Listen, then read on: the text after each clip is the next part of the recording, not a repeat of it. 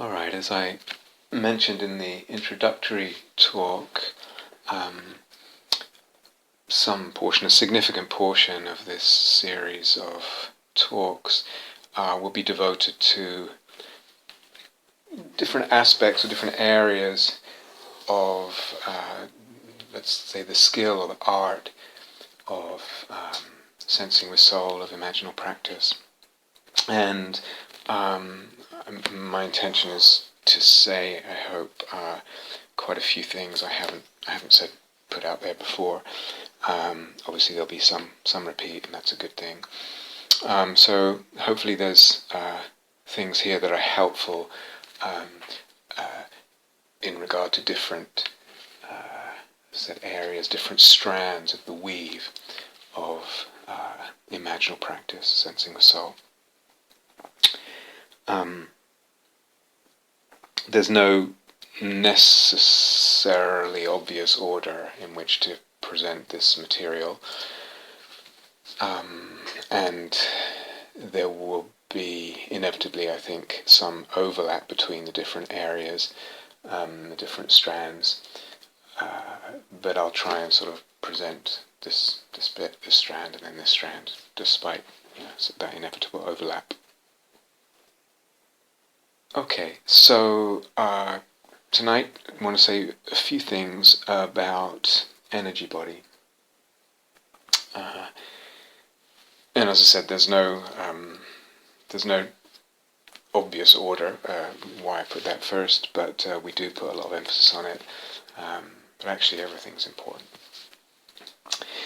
So, talking about skill and developing the art of the energy body, of that kind of awareness, of that kind of sensitivity, of the possibilities that are there, and of being able to work with it skillfully, artistically, etc.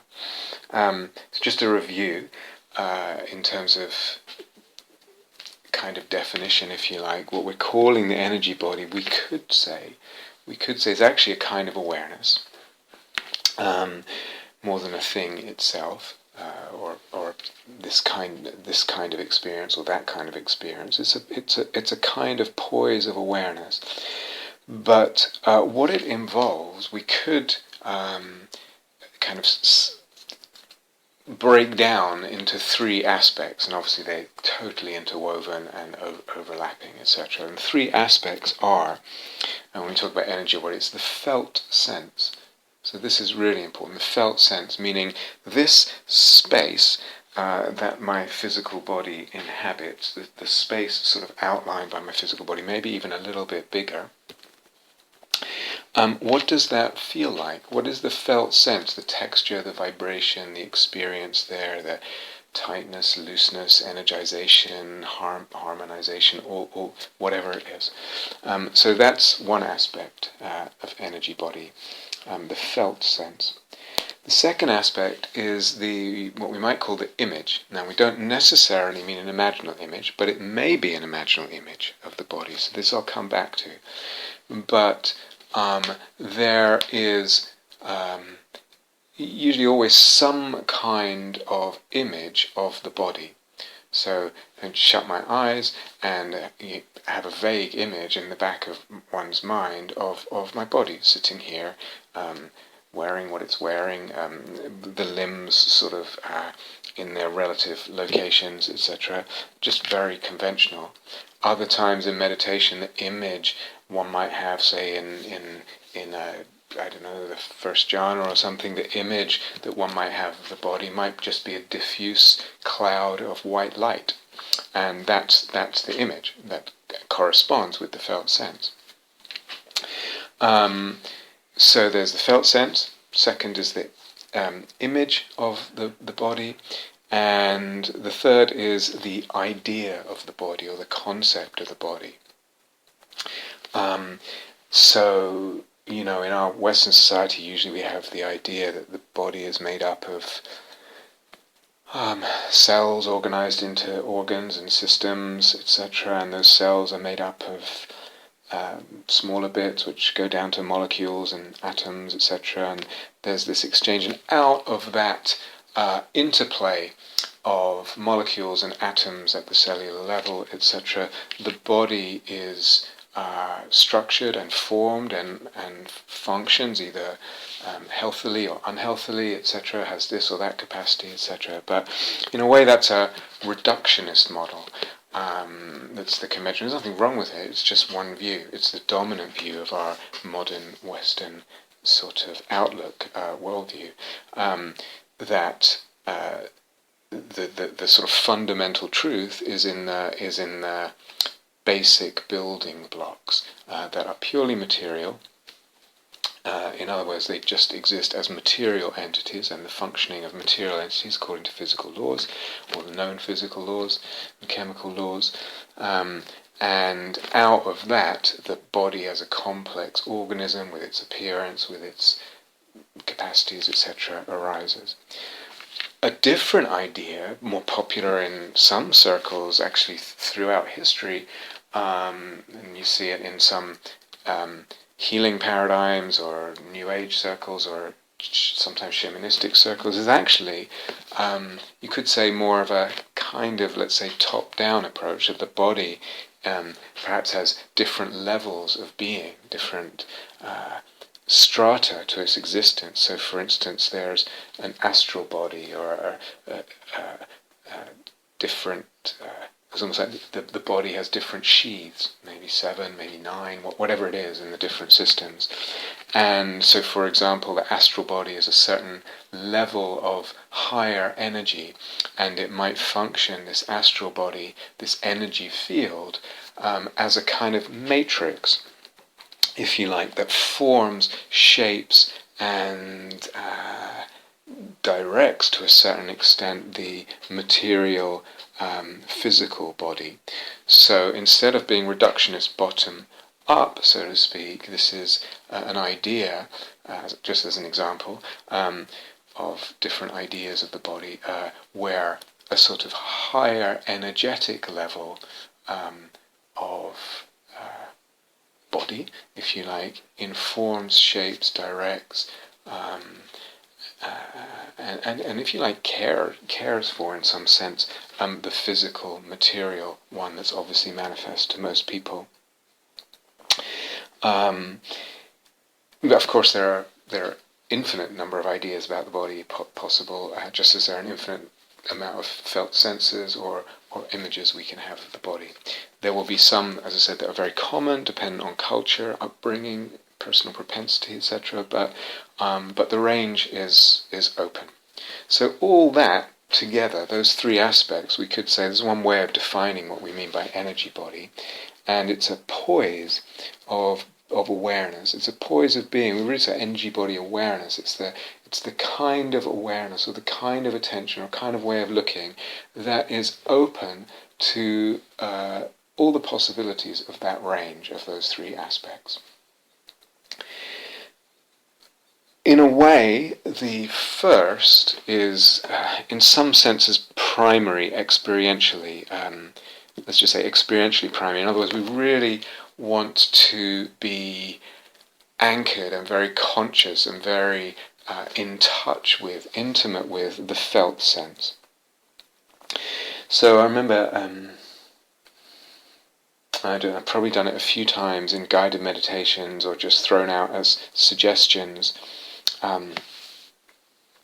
The possibility of just imagining, as you're sitting in meditation, just imagining 3 lines of energy that kind of course through the body. So 2 down each leg, sort of meeting at and centered in the lower belly, the very lower belly, and also centered there, a 3rd line vertically upwards and maybe even going out the top of the head. So there's a kind of, triangle is the wrong word, but a 3 lines meeting at a point and radiating out like that.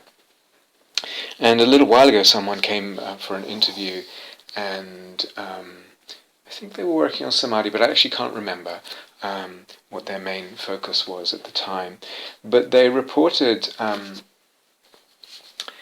saying, well, they tried this and they were sort of working with it and trying to imagine, looking at these lines that I had suggested, and looking at them in kind of close up and really getting the detail of the lines, and perhaps they'd heard somewhere else, oh, energy tends to spiral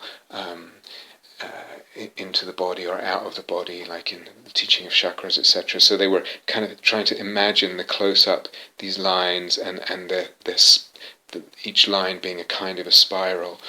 And it wasn't really very productive for them. They were saying, well, I'm sort of trying that, but it doesn't really do anything.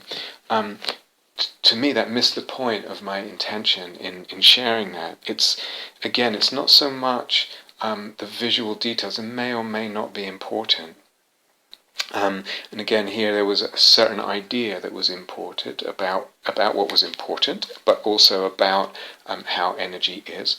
It spirals or whatever.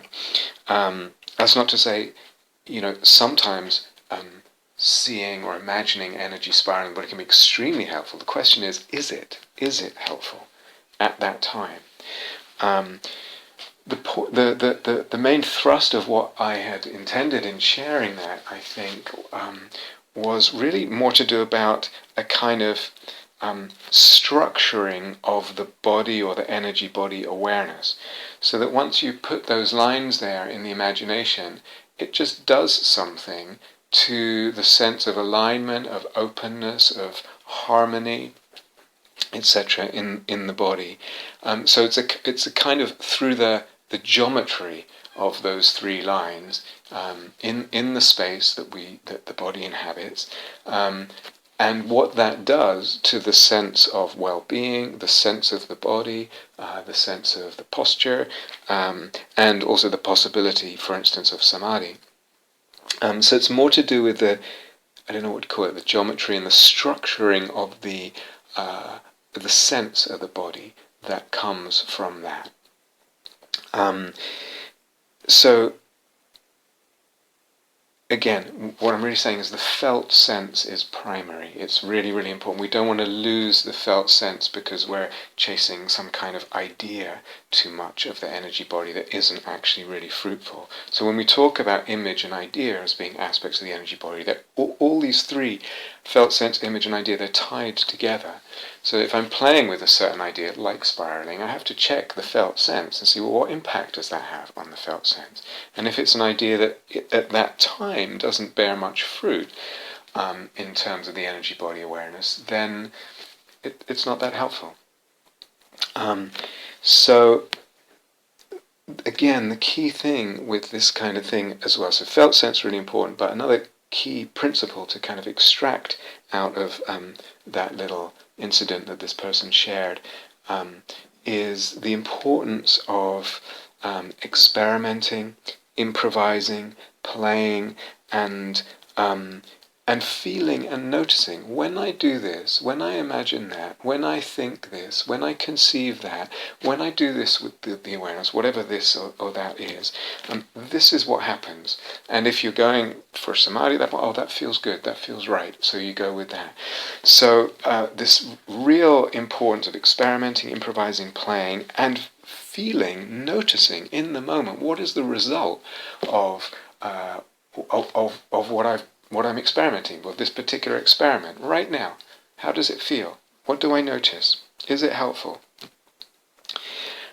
Stepping back, a slightly more general point is, in the global sense, if we talk about practice as a whole, any kind of practice, any direction of practice, samadhi, emptiness, contemplating Vedana, metta, imaginal practice, whatever it is, ethics, it's something. I think it's developable, but some people kind of have kind of a bit more of a gift for it to start with. But it's definitely developable. It's like developing what we might call a nose for what's important. So often I hear people, and sometimes even long-term practitioners, kind of getting caught up in a certain differentiation or idea about this or that practice or this or that teaching, and it's kind of irrelevant. They could spend a lot of time sort of pursuing this or that, but it doesn't actually make much difference. So the importance, really broadly speaking now, about any practice, of developing this sense of actually what's crucial here, what is to the essence, what's to the point, what matters here. And so, for example, in this student's relating to me about trying to imagine in detail the spiraling, it's like it's almost missing the point. We could give lots of examples in different areas of practice. That's a very general point. It's like, can I develop this intuition, this sense and sensitivity, and this nose for what is significant? What actually is the nub of what's important here in whatever practice I'm doing? What am I trying to do? How are the pieces working, and which ones matter and which ones are very, very secondary and irrelevant, or more irrelevant?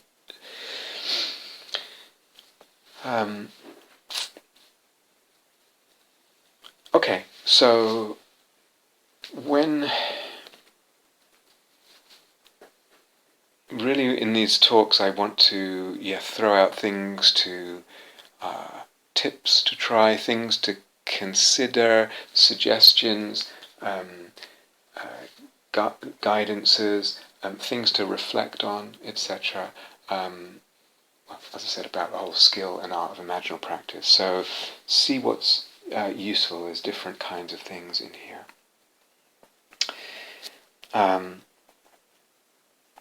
When we do imaginal practice, when we're sensing the soul, I might say, or we might give an instruction, and I think it's a kind of, let's say,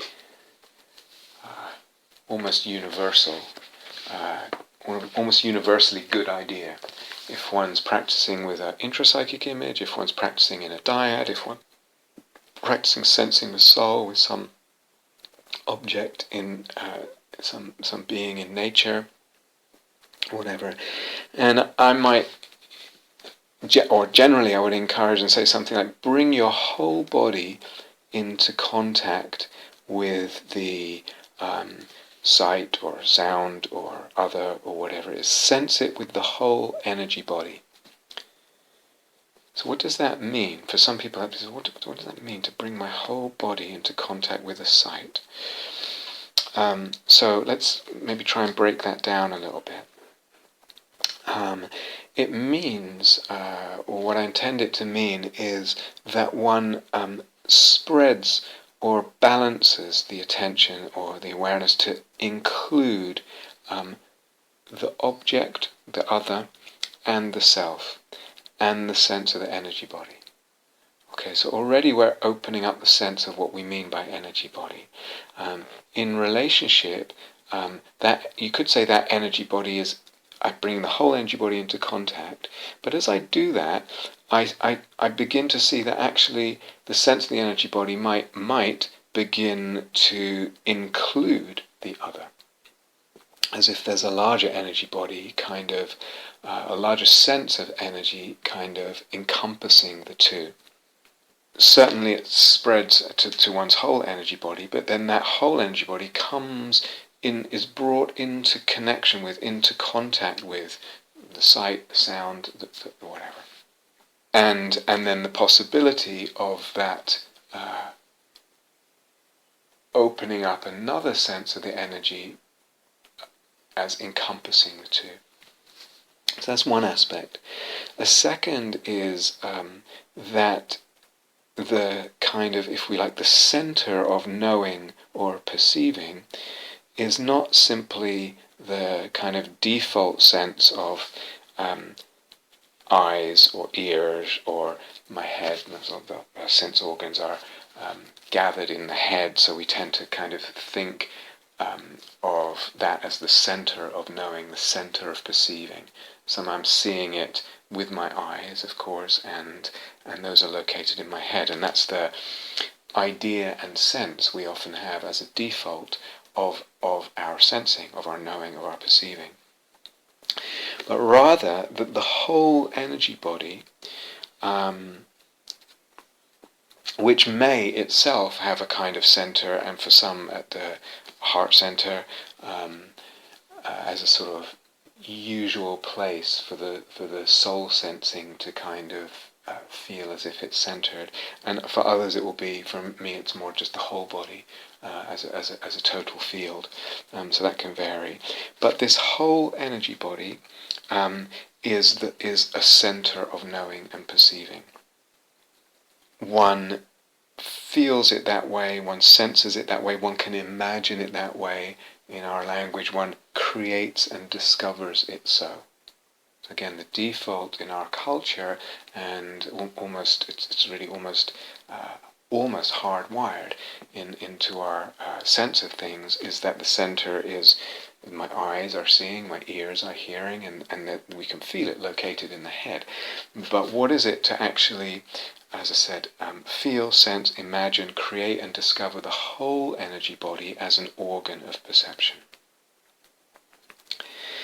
And with that, sometimes, and I've touched on this, I haven't mentioned it for quite a while, maybe it's implicit in some of the examples, sometimes there's the possibility of a kind of synesthesia, that with the whole energy body being brought into contact, being conceived, felt, sensed, imagined as this organ or center of knowing and perceiving, that the senses start to kind of mix and blend, so that sound and sight and touch, etc., are less separate. They weave into each other, they imply each other, they reflect each other, they manifest across the boundaries between those different senses. So we hear with our body. That's not actually such a uncommon thing to happen when one's listening deeply to music or to birdsong or whatever it is, or actually anything, listening to a lawnmower, just the vibration, etc., is a certain one level of that. But there's a rich possibility here of synesthesia, of the kind of mixing of the senses, that can be very beautiful and very fruitful. So another aspect, when I say bring your whole body into contact with this other, with the sight, with the sound, with what it is you're sensing with soul, sense it with the whole energy body. A fourth aspect we could say is that, I mentioned this earlier, is that the energy body sense is open to the whole potential range of perceived substantiality and image and idea. So the whole perceived the whole potential range of perceived felt sense, to very, very etheric and light, to very dense, etc. The whole range of imaginal image and imaginal possibilities, and the whole range of ideas. So in bringing the whole body into contact also means bringing the whole, if you like, range of possibilities of the body, how I conceive it, how I feel it, how I imagine it, how I image it, that is open, as the gates there are open, that the range is open. So it's possible for it to have that whole range of, or anywhere along that range in manifestation. And lastly, fifthly, and again I actually alluded to it before, so this kind of overlaps with the first one, that a connection, or sometimes even a flow, but let's say a connection, is sensed between the energy body and the object. So when I bring in this sensitivity and the delicacy and the careful mindfulness in the larger sense of what we mean in these practices, of bringing the whole body the whole energy body into the presence of, into relationship with another in a dyad, with an intrapsychic object, with a object in nature, that there can be, again, gradually we might notice it, or it might be immediately apparent, but sometimes these things are kind of, we gradually begin to discern them. That we begin to sense a connection, could be a flow, but some kind of connection, energetic connection between the energy body and the object, the other. They form a kind of, we could say, a unit of dyads. So as I said, I kind of already touched on that in the first of the 5 here. But a unit of dyads means, yes, there's 2. I can definitely feel 2 here, but I also sense a kind of unifying energy, or at least an energy that connects us, flows between us, ties us together, etc. Okay, and if we just linger with this and expand some of what I've just said, again, we're so conditioned by the dominant materialist, reductionist, scientific and scientistic viewpoint of modern culture, that it's sometimes hard for us to actually have certain experiences because the logos is so entrenched or so limited within certain circumscribed parameters, and it simply doesn't allow other ideas, and so it might also inhibit in certain experiences, just in the way we talked about the eros-psyche-logos dynamic can be inhibited or blocked from its natural tendency to expand. It can be inhibited, blocked at certain times. One of the ways is by a limiting idea that we're clinging to, and sometimes we don't even realize what it is or that we're clinging to it. So, in our culture, the language and ideas and models we have for sensing and sensation aren't quite adequate for sensing with soul. So, for example, as I've touched on, where is the sensing? We tend in our culture to think and feel only that, for example, touch happens on the skin. And, for instance, at the end of the hand, I touch another person, I touch my beloved, I touch this tree, or whatever it is. Only there, that's where the touch happens. But when we touched, for example, when we touch a beloved who is for us an erotic-imaginal figure, or we touch the earth as erotic-imaginal other, when we sense it with soul, or when we listen to sound, as I said, to music, to birdsong, to anything, we don't only sense or think of touch as taking place at the skin or with the hand, or hearing happening with the ears. Rather, we sense the whole energy body, which is, as I said, larger than and more than the physical body. And we touch and sense with the emotions heart. So again, in our culture, we tend to, body is one thing, sensory contact is one thing, emotions and heart is something else, which again in our culture might reduce to some kind of chemical thing, maybe not. But when we begin sensing with soul, these things come together. Say, I touch it with my heart, I touch it with my emotions, it touches my emotions. So we have that word also in the language already. I'm touched by something. It's touching my heart. The heart also touches. And the soul resonances. All this is a kind of involved receiving, resonating, shaping and touching the object. So again, there's this kind of much richer and more comprehensive and multidimensional sensing that happens when we sense with soul. And the whole idea of this body and the instrument it is and its capacities and how it works and its sensitivities and sensibilities, that gets expanded, enriched, complexified, etc.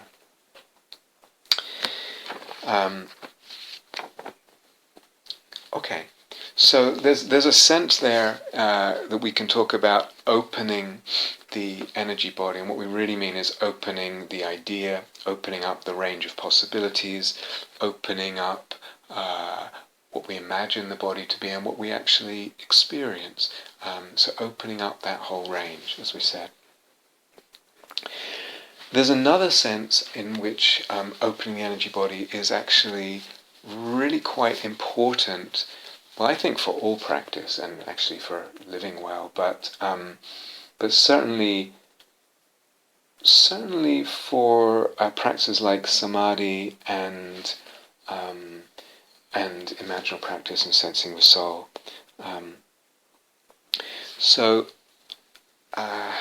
I think I might have said this before, but again, it bears repeating because sometimes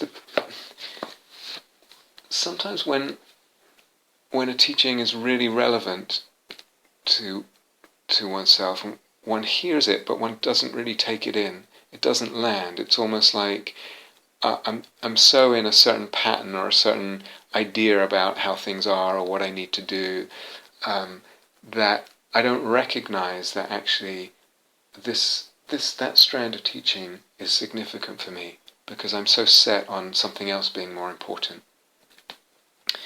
So I would say, and I want to tread carefully here in this portion of the talk, but I sometimes a person may well need to develop the energy body awareness and the skill to really allow imaginal practice. We have placed it and will continue to place it really as something quite fundamental and indispensable and integral to sensing the soul, to imaginal practice and the whole soul-making dharma. But for some people, some might be interested in images I like hearing about sacredness or whatever it is, but there really isn't that basis. We're back to foundations now, or foundations that can become roots, as we'll see.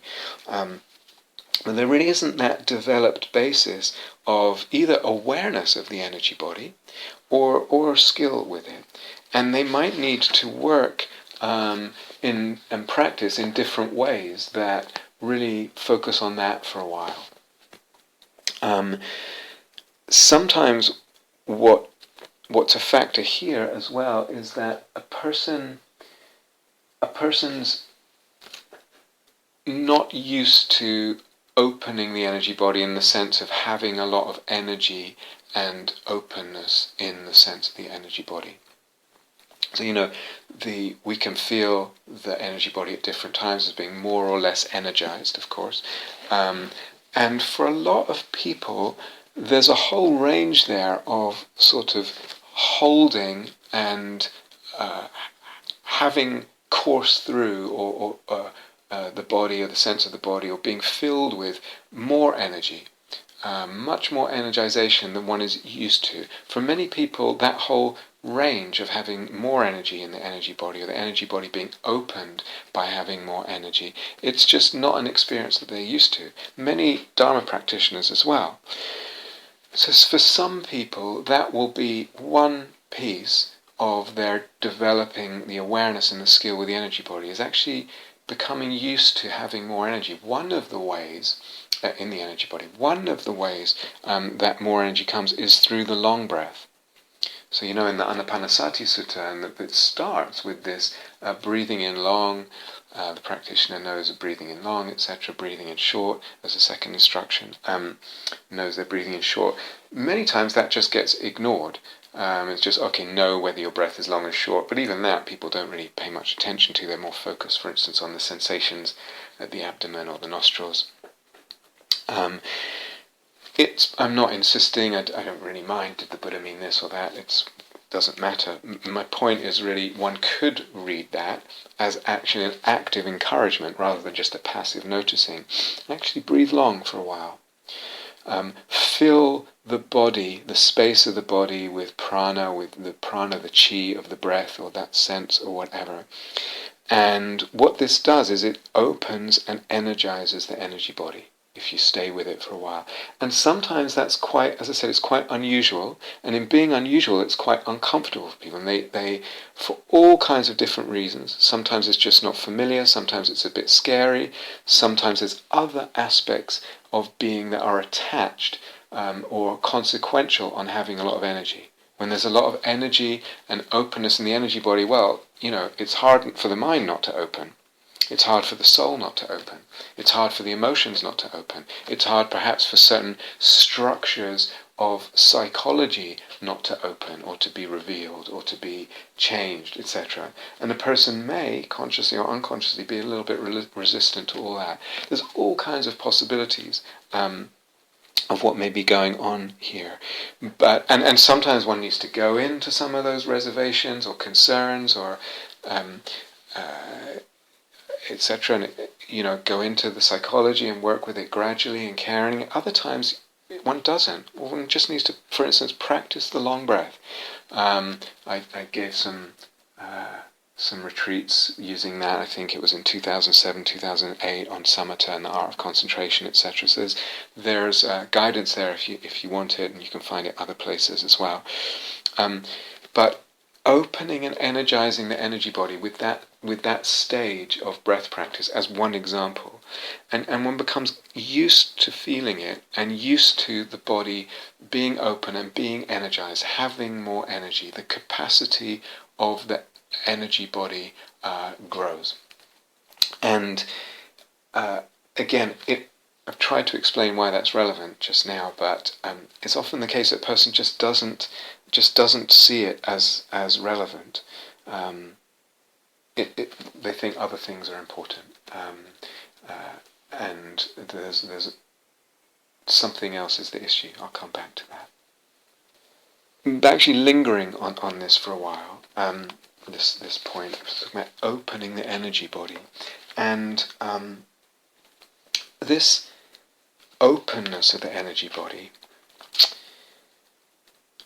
which, the energy body opens and closes all the time. It's doing that all day long in different stages of openness and closedness, and it does that for many different reasons. So I said, practicing the long breath tends to open the energy body.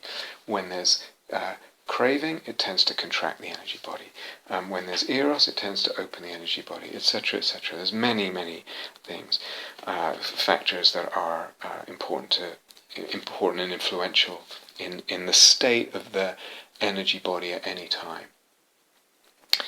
But the capacity or accessibility or the habit even of opening the energy body may be, in the long term, really quite significant in one's life, certainly in one's practice and the direction of practice, and one's life as well.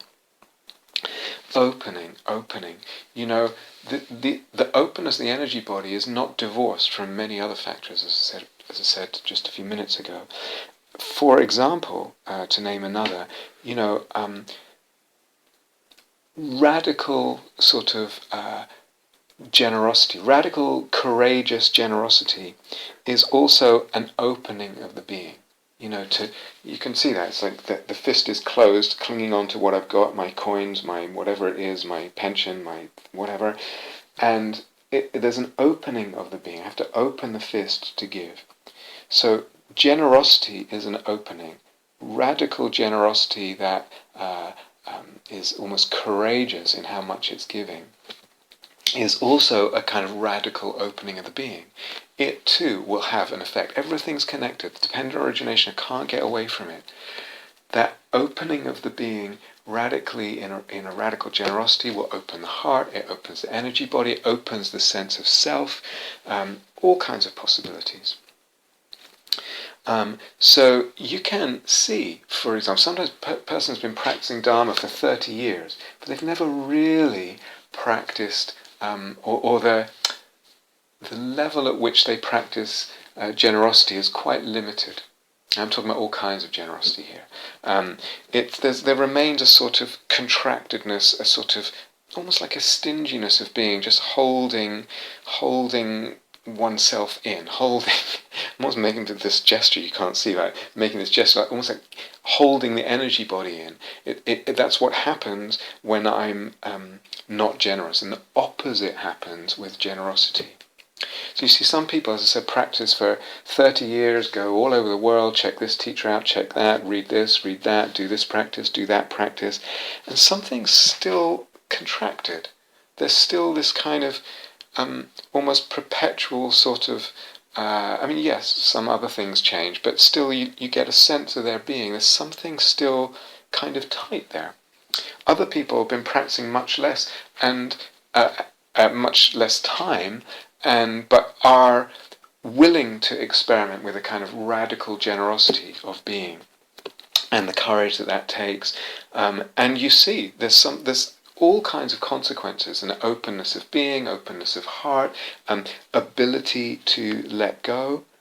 So there's a lot of factors that, a lot of, let's say, capabilities, readinesses, tendencies that may be related to things, for instance, like the ease of samadhi. I don't think, how much is my openness and generosity connected with my capacity for samadhi? I would say a lot. Why? Because, again, they're both opennesses. Samadhi is a state of the energy body being open and a kind of surrendering to whatever, again, if we talk about the first jhana, I'm surrendering. Part of it is, as much as I penetrate the piti, the rapture, the bliss there, I'm also surrendering to it. I'm abandoning myself to it. I'm opening my energy body to that and letting it fill. So this capacity, this readiness, this willingness and or tendency to open in different ways is all connected. Again, a person might be practicing for 20 years and so I really need to work on my focus. My mind just wanders. I really need to just come back to the breath again and again and develop my concentration. And they're sort of interested in jhana, but they basically kind of given up, and they keep trying to develop their concentration, convinced that if only they can just keep the mind in one place, nail it to whatever it is, the abdomen or the nostrils or whatever it is, that they will kind of develop samadhi there. My mind just keeps wandering, I just need to keep doing this. And not see that actually their lack of kind of opening to the loveliness of samadhi and the possibility of jhana and all that may actually be much more related to the openness of the energy body and the unfamiliarity or the disinclination to open it, as we said before, with the either through generosity, with the long breath, whatever, yeah. And so sometimes one might hear this kind of thing and not even think that's not significant, because I know what I need to do is I just need to nail my mind to my attention to the tip of the nose or whatever it is. And of course that is an aspect, a factor, that ability to do that, to stay focused, to concentrate in that narrow sense of the word, is a factor in the development of samadhi. But it's often, and I know I've said this before, but it's often just way too overemphasized. A person doesn't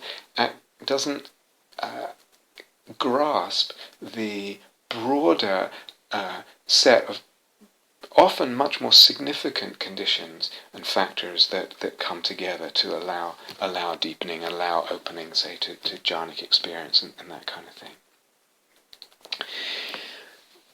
But this openness in the energy body, and for example, what I'm calling radical generosity, that whole exploration and lovely territory, also it may be related not just to the ease of samadhi that a person experiences, but also to their ability to let go in general. In other words, to their freedom. Again, you can see it in the analogy of the opening the fist. In giving, in generosity, it might also be related to not just the ease of samadhi and the ability to let go in general, but also to one's kind of capacity or propensity for religious feeling, what we might call. I'll come back to that in a second, for devotion, for opening, for surrender, for a sense of divinity and all that. So I'm not saying this is the only factor. There are lots of factors involved in developing samadhi, involved in our ability to let go in life and be free, and also lots of factors that feed, of course, the what we might call religious openings, religious sensibility, religious devotion and attunement.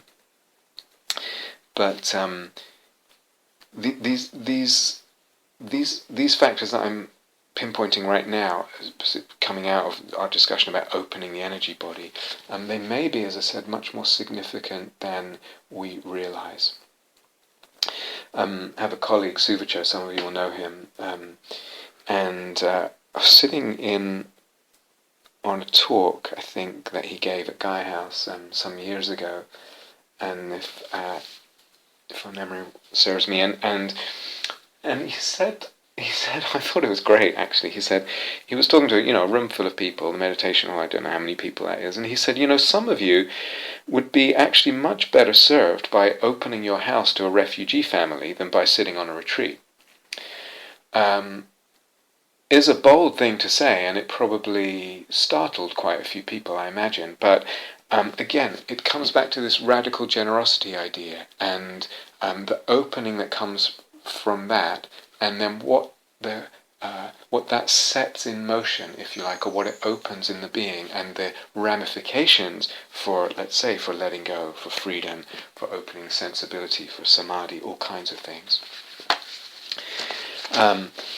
So there's a lot to consider here. All these things, as I said, will be mutually dependently arising. So it's not that one thing comes first and then another. Any of them can feed the other. So a devotional experience will tend to open the energy body. Generosity will tend to open the energy body, and potentially one of the let's say the supportive. It's one of the supports for, let's say, the capacity for religious experience, for sensing the soul, all kinds of things.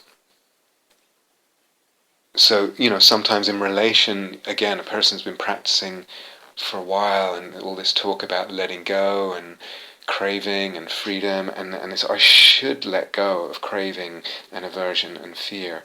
But it might well be that practicing, for instance, more generosity, practicing surrendering and abandoning in relation and opening in relationship to the energy body and the sense of energy there, that may be much more helpful, in, as I said, in the supporting the ability to really let go of craving, aversion and fear, than just saying, I should, I've been practicing so long and I should. These factors feed each other.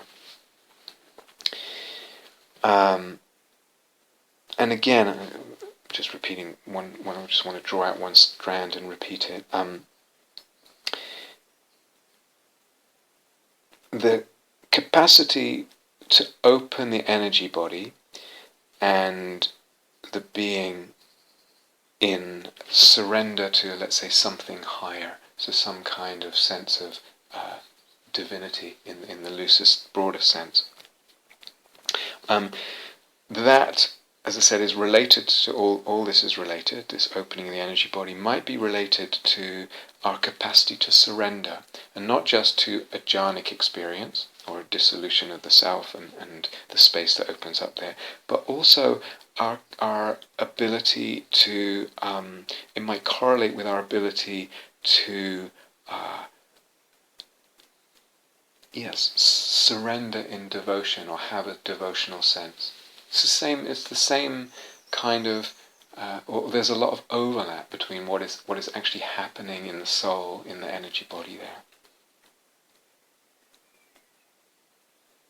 But all these factors, again, they're tied together in a kind of mutual dependent origination.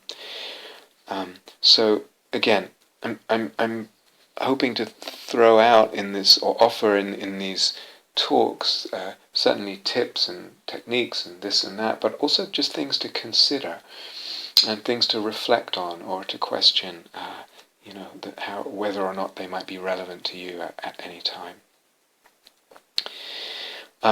When we talk, you have to be careful. Sometimes when we talk like this, want to really steer clear of a tendency to view myself, to view oneself in a certain way.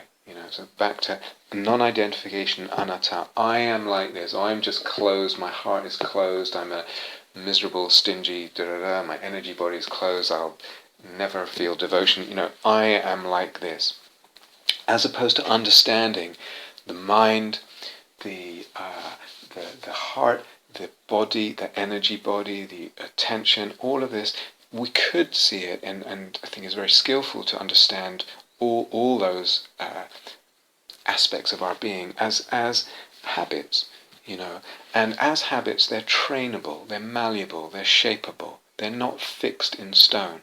So yes, we can talk about habits of energy patterns. I mean, you can see it or sense it in people's bodies. There's a certain habit this way or that way, but it's not who I am.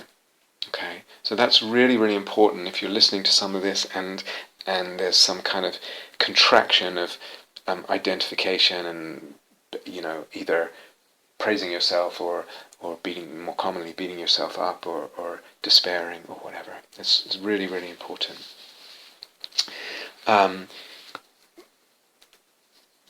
But at the same time, we can also talk about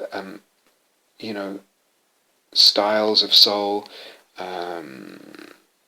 soul personae, if you like, something like that. So souls are different. They're still trainable and shapeable, but we're also born, if you like, with different souls, different soul styles and different soul personae, So there's this two considerations, if we're really kind of looking at the whole thing. There's these two kind of balancing considerations. Yes, we have individual soul styles and soul personae that we seem to be thrown into this world with, or as, if you like, and all of it is trainable and malleable. But just another brief point to consider is that also the kind of dharma that one might gravitate towards might also be determined by, amongst other factors, of course, amongst other factors. So it's not going to be just one consideration, but it might be determined amongst other factors by, for instance, this capacity. How do I have the capacity to really open the energy body, for instance? And then related with that is the possibility, is it possible for me to feel devotion? Is it possible to have a sense of divinity and dimensionality without which devotion remains fairly flat? So all these factors will determine, to some extent, will contribute to determining what kind of dharma one gravitates towards. So that if there isn't the capacity to open the energy body, there might not be the capacity to give oneself in devotion in a really deep way that feels deep in the sense of permeating the levels of the soul and the body and the heart. And so that one is less drawn to a dharma, for instance, like soulmaking dharma, that tends to talk in religious terms and soul terms and devotion and divinity and all that. one may, of course, again, avoid kind of samadhi practice in the sense of jhana practice, etc. But it might be that, again, these factors actually are our capacities here, or our trainings here, maybe that's a better way of saying it, our training of our capacities here may well determine, as I said earlier, our direction, not just in practice, but in life. And that's not to say that any one Dharma direction is better or worse. Really don't. That's just a completely irrelevant thing to try and measure. Is soul-making Dharma better than this Dharma or Mahasi? Or just not interested. But there are different styles, and different souls will be called to different styles. But the question again is: am I permitting my being, my life, my soul, my practice to be called where it is truly called, if you like, or is it constrained by just a habit of, for instance, the energy body not being open, and that limiting then my sense of capacity to open to any sense of divinity, etc., which just tends to make me not interested in certain paths. So great if it's a kind of, let's say, intrinsic to my being, that I choose this path over that path. Less great if I'm propelled by, in one direction rather than other only. If my choice of direction is limited and constrained by habit, indoctrination, fear, whatever it is. But I'm reminded of I think I quoted it in the Eros Unfettered talks. It's an aphorism that Nietzsche wrote in his Beyond Good and Evil. And he said, the degree and kind of a man's, sorry for the gender language that he wrote in back then, the degree and kind of a man's sexuality reaches up into the topmost summit of his spirit. The degree and kind of a person's sexuality reaches up into the topmost summit of his spirit. In a way, he's talking about the same thing. The way we are with the body and our capacity or ability to open that body in surrender, in abandon, in connection, to tolerate a lot of charge, a lot of energy, all that's intimately related with how we are sexually. Yeah. Now this is obviously a fraught area, and there's all kinds of wounding people have, etc. But again, sometimes we can talk about different soul styles, different sexual styles that are more or less intrinsic. Sometimes we're talking about, a result of wounding or indoctrination or whatever it is, intimidation even. But there's a connection here between sexuality in the broader sense, and thus energy body in the broader sense that we're talking about, and also what path, and what spiritual path, and what spiritual possibilities actually open up for us. So I know that's loaded and it can be tender territory for people, but I hope you can understand the point I'm making without any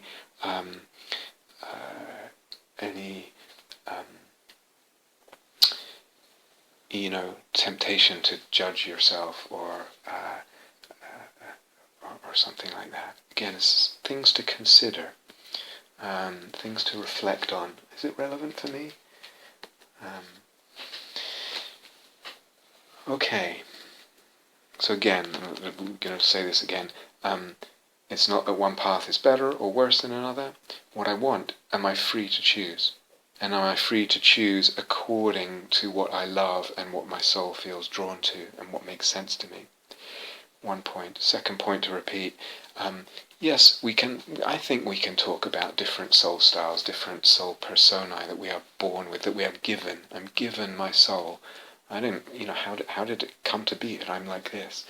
I'm given my soul, and it's a certain way, and it has certain tendencies and certain capacities, and others other capacities are more limited, other tendencies are less developed, etc. So yes, there's that. We can talk about being given a certain soul intrinsically, and we can talk about the trainability and malleability of our capacities, tendencies, inclinations, and what's available and accessible to us. Yeah, really important.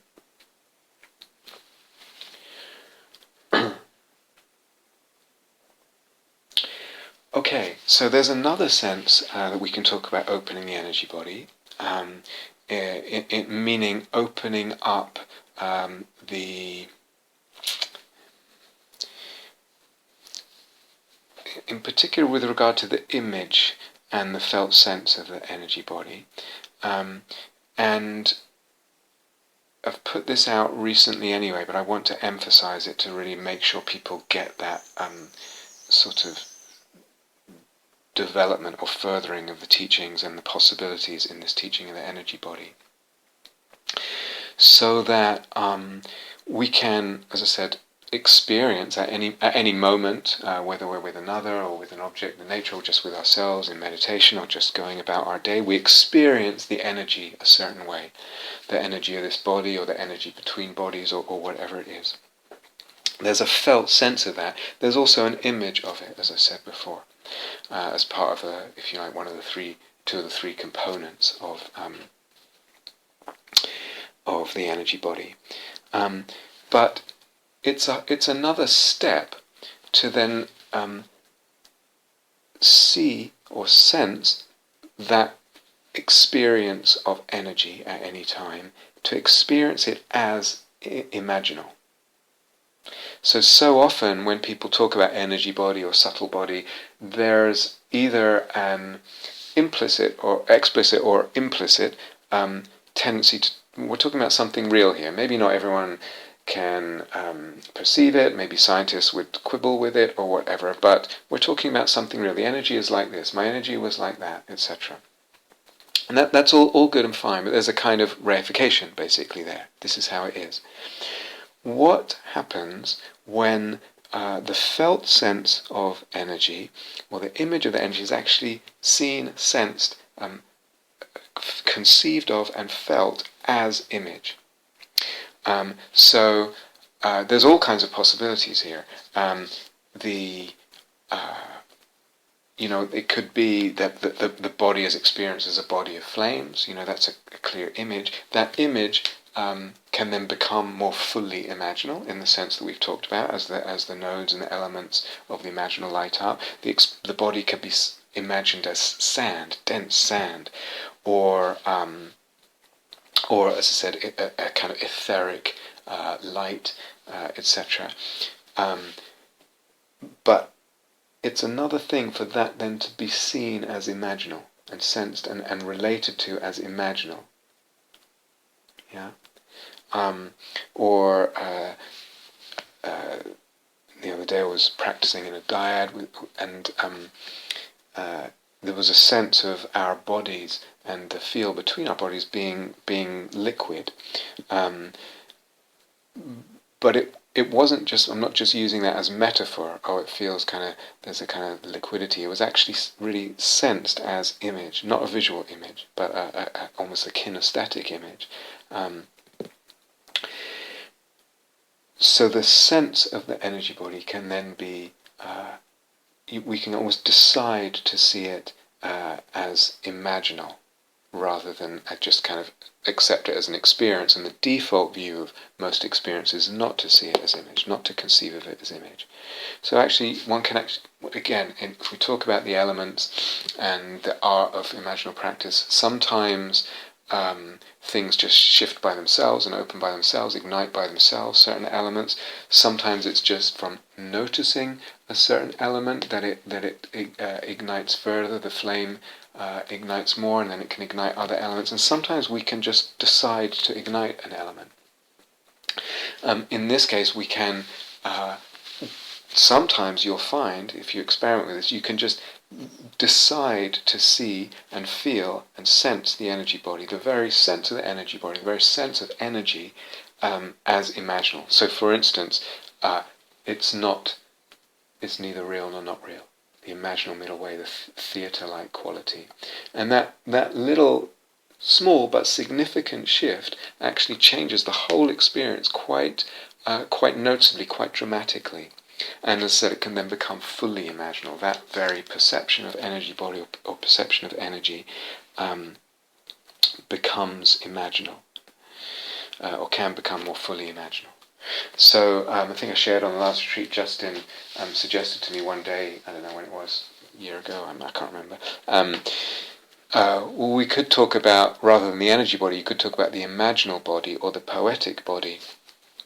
So I like those terms. I think any terms we use are going to have their particular limitations, and difficulties that come from them, or they spawn certain difficulties.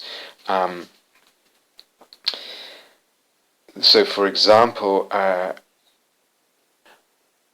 think in the definition we've given of energy body, there's, the most normal conventional experience of body, a solid body with a reductionist materialist view, etc., and just the usual sensations that we might have, the pressure of my backside on the chair, my feet on the floor, etc.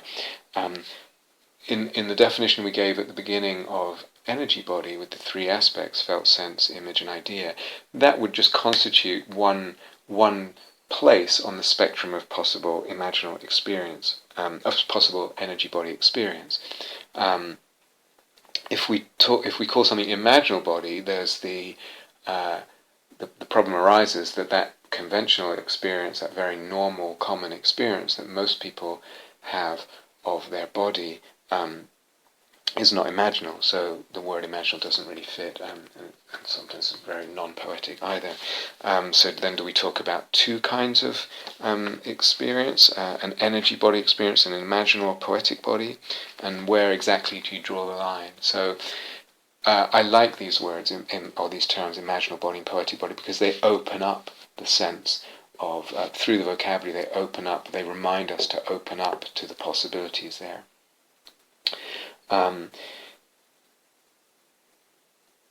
Another difficulty I'd probably have with either imaginal body or poetic body as words, and there's all kinds of difficulties with energy body as a term, but with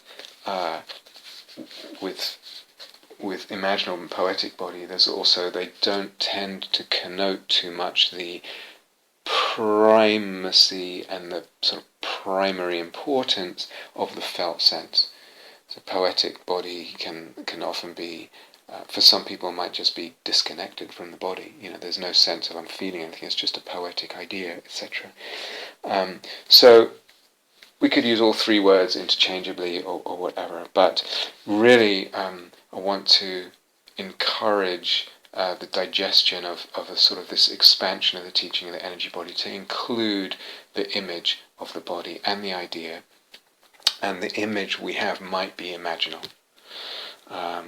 So a fully imaginal, more or less fully imaginal. And that's part of the energy body experience, if we're going to use that term. So, as I said, this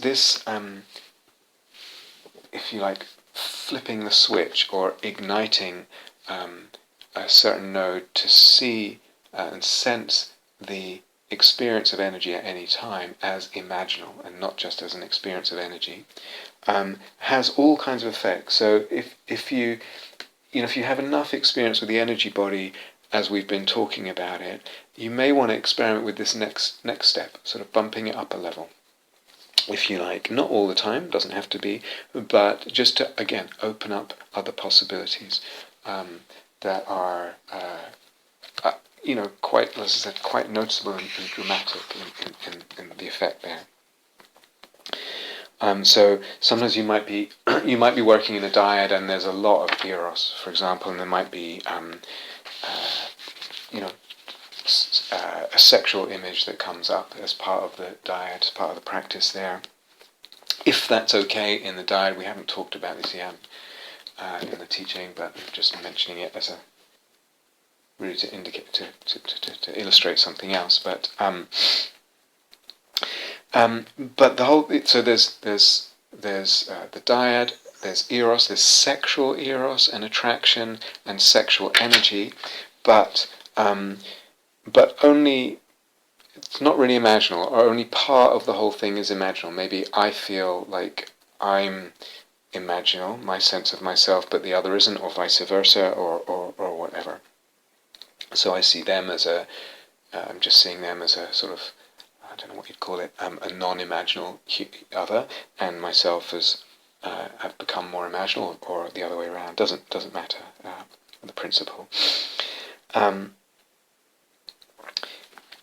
One could then, for instance, decide, like I said, to see the energy, to feel the energy, to conceive of the energy there, in this case the sexual energy, and the energy that might be even part of a sexual image that's arising.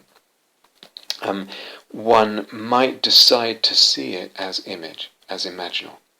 So it's that shift. What needs to be there? What factors need to ignite to make that shift? And again, with that, then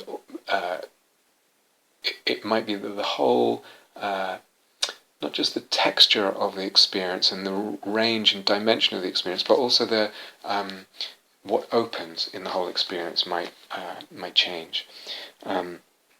For instance, it might be that then where I was image but the other wasn't, and there was just this sexual energy and it wasn't quite imaginal, etc., then both, for instance, might become subsumed. Self and other might become imaginal. The eros itself, the sexual image, the images, the energy and the desire, the sexual energy, the desire, all of that might then ignite. And the sense then maybe, for instance, participating mystically in some kind of cosmic sacrament is the sort of, again, with the participation and the cosmopoesis and the dimensionality. So this attraction here, this sexual image here, has other dimensions, cosmic dimensions. It's a holy sacrament that has its roots, its origins in the mundus imaginalis, in the world of images, and everything becomes imaginal there. So that's one example of the kind of thing that might open. I'll give one more example just to end tonight. So again, we're talking about the impact of that shift. I was practicing in a dyad, and the person I was practicing with was gazing at me and describing her experience, and it was almost all of what she was describing was the energy body experience. And I was very sensitive to her gestures. I felt very sensitive to her gestures, her words, and her energy. And the concertina opened for me. So again, what we mean by concertina as one of the elements, one of the nodes, is this sort of spread of potential images, of the sort of incipient or inchoate images, waiting in the wings, so to speak, around a central perception. So they're not sort of fully present or fully dominant there. But nothing really ignited to become fully imaginal. As I was there, and she was describing her energy body experience, and I was there with that sensitivity and the sense of the concertina. So something felt slightly blocked in the process, despite my partner there having strong energy openings, which she was describing to me. So there was a lot of energy, and she was being very careful and mindful in attending to it and opening to it and sharing it, etc. And then I asked her at a certain point, is it that perception of energy, is it an imaginal perception? Yeah. So she got it immediately. Very good. And it shifted as a result of my just dropping that in, or she did something inside to shift it to an image of energy. So the energy openings she was feeling and sensing were regarded as imaginal, as I said. The point I want to make now is partly a point about the effects of that, but partly a point about dyad practice, because when she did that, I felt my experience open up to image. So what had felt a little blocked in my experience from my end, like it wasn't, the whole thing wasn't fully imaginal, there was just sort of potential there in the wings, the concertina, but something felt a little bit like it wasn't quite igniting. So that's really interesting. Her experience changed, and my experience changed. So this is, for me, really interesting, again, about the effects of this, I don't know what we call it, shift of level, if you like, of sensing energy as image, as imaginal image, and the capacity to do that, and what happens when we do that. Second point is, wow, that's really interesting about dependent arising of experience in a dyad. My experience depended on a subtle shift in how she viewed her experience. So again, something happens, we may or may not, as I said in the opening talk, get into some teachings about dyad practice in this series of talks, but I'm saying this now, so I'll just say it. Something happens in one person, in one unit of the dyad, or component of the dyad, if you use that technical language, and something correspondingly is then allowed to open in the other, and in the dyad as a whole. So yes, the significance and power of the option of sensing the energy body or the energy field between two people, imaginally sensing it with soul, rather than just as kind of plain experience or fact or whatever, which is the default and implicit way we tend to sense energy, if we sense it at all. But secondly, this kind of, I find, really fascinating and mysterious sense of what happens between two people when one person has a certain shift or makes a certain shift in their experience. In this case, as I said, viewing the energy as imaginal rather than just as energy. And how that then affects the dyad, affects the other person's experience, and affects the whole range of what then is possible.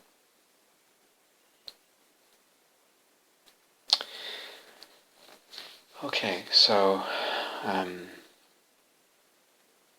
think I'll stop there for this evening. Thank you for listening. To learn how you can support the teachers and Dharma Seed, please visit dharmaseed.org.